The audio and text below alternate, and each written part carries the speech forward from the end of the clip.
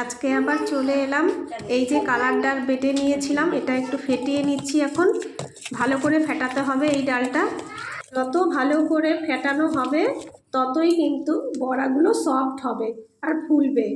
এই যে আমার ফেটানো হয়ে গিয়েছিল, ফেটিয়ে নিয়ে কিন্তু একটু মৌরি আমি সাথে আবার দিয়ে ভালো করে ফেটিয়ে নিয়েছিলাম আরও একটুখানি। তো ফেটানো হয়ে গেছে, এই যে ভাজছি এখন তেলে দিয়ে নিয়ে। রসবড়া খেতে কিন্তু খুব ভালো লাগে, বলুন বন্ধুরা। এদিকে ভাজা হচ্ছিল, ভাজতে ভাজতেও আমি কি করেছি, কয়েকটা ভাজা বড়াই খেয়ে নিয়েছি রসে দেওয়ার আগে। তো সাইডে এখানে আমি আবার রস করছিলাম কড়াইতে। আর এখানে কালো কালো দেখছেন, একটু এলাচ ভেঙে দিয়ে দিয়েছিলাম যাতে আর কি একটু গন্ধ বেরোয়। সুন্দর একটা গন্ধ হয়েছিল। একটু এলাচ আর লং দিয়ে দিয়েছিলাম, সেটা জাল হচ্ছিল। রসটা করতেও প্রচুর সময় লেগেছিল।